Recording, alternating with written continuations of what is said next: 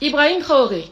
Pourquoi Ibrahim Traoré? C'est la question que tous les médias occidentaux, normalement quand ils font une propagande sur quelqu'un et qu'ils disent lui il est mauvais, généralement tous les moutons suivent. Or là, Ibrahim Traoré, ça ne marche pas. Que ce soit la jeunesse africaine, la jeunesse antillaise, la jeunesse afrodescendante de manière générale, tout le monde est derrière Ibrahim Traoré. Pourquoi? Parce qu'Ibrahim Traoré est revenu avec une idée qui est simple. Retrouver sa dignité en tant que personne noire. Qu'on n'a pas besoin d'avoir l'appui des Blancs, l'aval des Blancs. Il est venu déconstruire une idée qui était là dans beaucoup de mentalités encore. C'est le fait que sans le blanc, notre travail ne veut rien dire. Il a dit en fait c'est simple, ce sont nos produits, ce sont nos ressources, c'est notre pays, on va en faire ce qu'on a décidé, pas ce que vous voulez. Et ça, c'est une idée qui est fondamentale pour expliquer pourquoi Ibrahim Traoré est aujourd'hui autant respecté et pourquoi les 3 dirigeants de l'AES sont autant soutenus par leur peuple et également par l'internet afro et les vrais afro, hein, pas les bénévoles, de manière générale. Alors, c'est très important aujourd'hui de comprendre que Ibrahim Traoré, vous n'allez pas le détruire. Ibrahim Traoré est devenu le Thomas Sankara d'une certaine génération, il est le Aimé Césaire d'une autre génération, le Frantz Fanon d'une autre génération. Pour certains, c'est également un Nelson Mandela, même si je sais qu'en ce moment avec l'Afrique du Sud c'est un peu compliqué. Cependant, Ibrahim Traoré a ramené la dignité de nos frères et sœurs noirs. Alors, essayez de le dénigrer, essayez de venir dire qu'il ne fait pas les choses correctement. Nous, on voit, nous, on sait, nous, on comprend ce qu'il veut faire et nous, surtout, on le soutient. Alors, en espérant qu'il ait une plus grande longévité que tous ces hommes dont je viens de parler et que surtout, son travail permette d'ouvrir les yeux à beaucoup de nos frères et sœurs qui sont encore vachement aveugles. Burkina Faso, Côte d'Ivoire.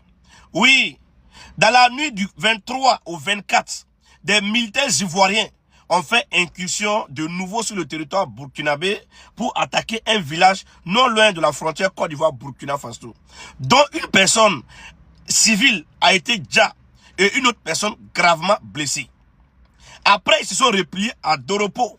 Et je vois certaines personnes qui disent que non, c'est les militaires et les VDP burkinabés qui sont venus attaquer les Ivoiriens.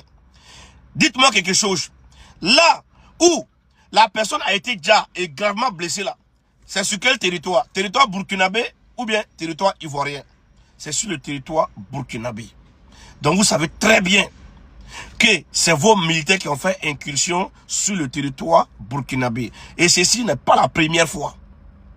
Ce n'est pas la première fois que des militaires ivoiriens font incursion sur le territoire burkinabé. Vous savez la vérité. Vous-même, vous avez vu dernièrement, ils sont venus enlever le drapeau burkinabé dans un village burkinabé.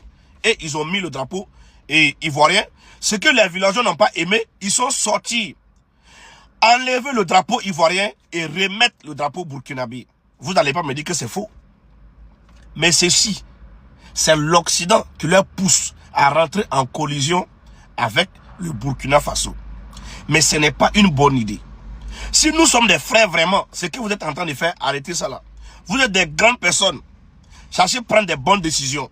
D'après le président Laurent Gbagbo, quand on vous envoie, cherchez à vous envoyer vous-même. Oui, nous savons que ça ne vient pas de vous. L'ordre vient d'en haut et d'en haut. Ça vient de l'Occident. Mais arrêtez ce que vous êtes en train de faire. Parce que actuellement, la situation est sous contrôle. Parce que l'armée burkinabé est arrivée sur le territoire. Et ils veulent voir quelque chose. Si vous êtes des garçons, retournez là-bas. Retournez là-bas, vous allez comprendre qu'il y a des vrais garçons. Que nous avons une armée guerrière. S'ils ne vous ont pas giflé, en 10 minutes seulement, vous n'allez pas croire. Oui. Toujours, c'est vous faites incursion sur le territoire voisin. C'est pourquoi. C'est pourquoi. Famille, la situation est sous contrôle. Mais que la Côte d'Ivoire arrête de faire l'incursion toujours sur le territoire burkinabé. Et ceux qui font des vidéos, pour venir dire que non, ouais, c'est les VDP, c'est les VDP. Je dis, faites des très bonnes analyses. C'est sur le territoire burkinabé, ils sont venus déjà une personne et une autre personne gravement blessée. Et non le contraire. Donc arrêtez de faire des analyses à la con. Arrêtez de faire des analyses aveugles. Et vous-même, vous savez la vérité.